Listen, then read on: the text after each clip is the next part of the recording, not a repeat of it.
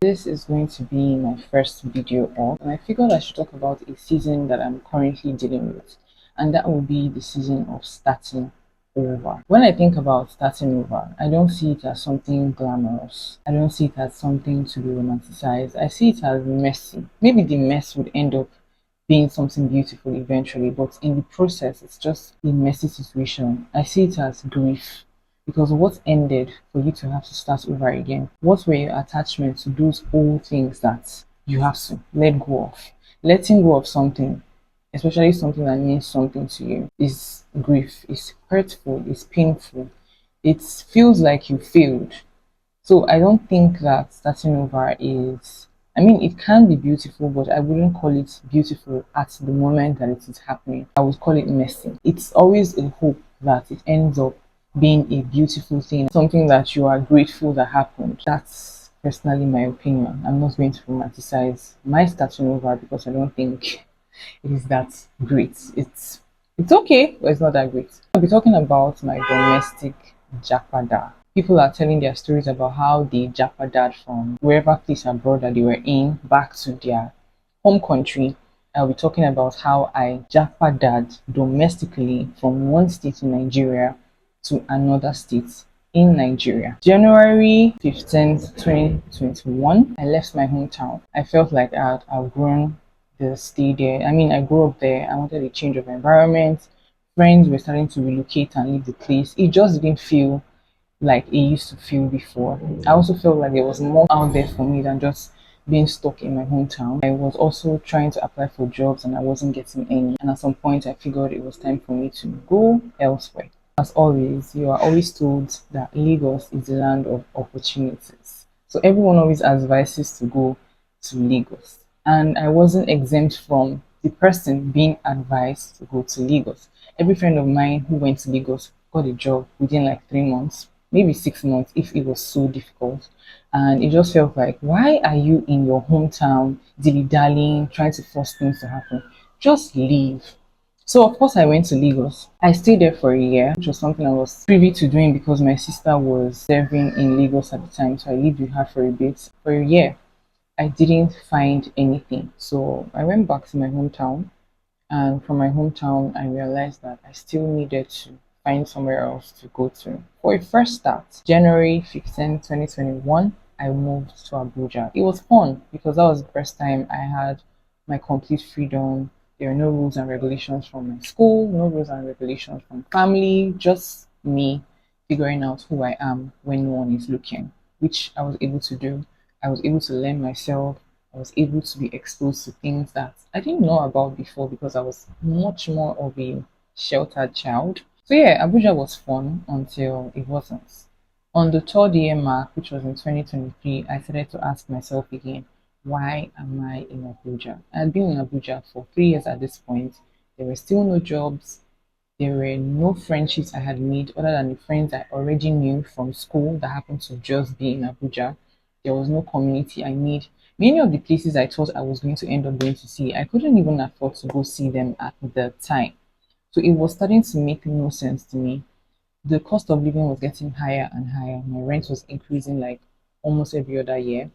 And it started to become ridiculous and stupid to me that I would be in a place where I couldn't even explain the reason why I was in that place. I had friends who would give me the eye, like, are you sure you know what you're doing? Being in a place where you are not working, you're not earning.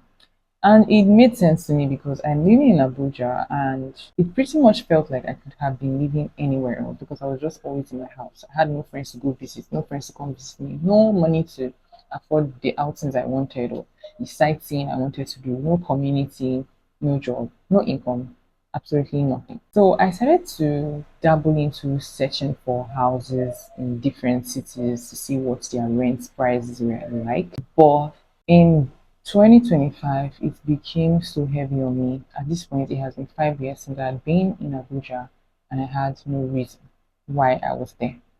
And it dawned on me that I was going to have to relocate back to my hometown. And the thought of that left me in shambles. Now, before this, let's backtrack. In 2024, I felt like if Abuja is not working, I'm young, so I could relocate again once I find somewhere that works. And of course, what better place than traveling abroad, right? Yeah. So I thought of the UK or the US. I ended up working on the US, and everything was going smoothly until my light has gone off for me. So everything was going smoothly until it wasn't going smoothly anymore.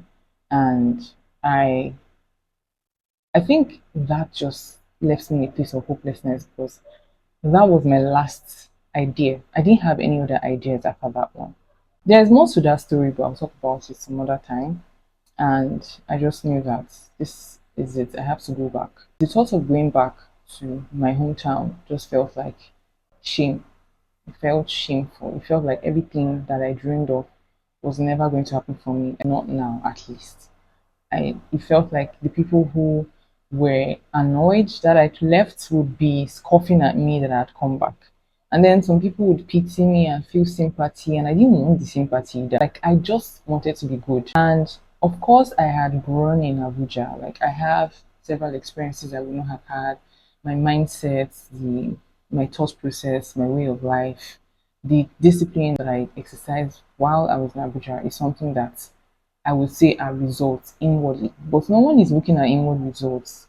Everybody wants to see the physical results. So, as far as they were concerned, I was coming back with nothing. So, I felt the shame of that. I felt like a failure.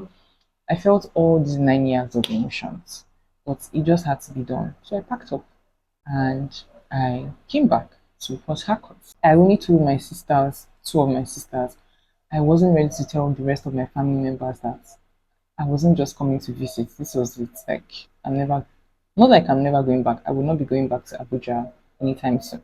I just cried, and every day I was crying, and I would start to avoid people on my street, people on the roads, and I happen to know a lot of people here in Port Harcourt, including people who I don't know who happen to know me from somewhere, and they will stop me and say, "Oh, hi, how have you been? This, that, that," and I just don't want them to catch up because I have nothing to say. So what do you do now? Nothing. Oh, how is Abuja? Oh, actually, I relocated back to Port Harcourt. Oh, why?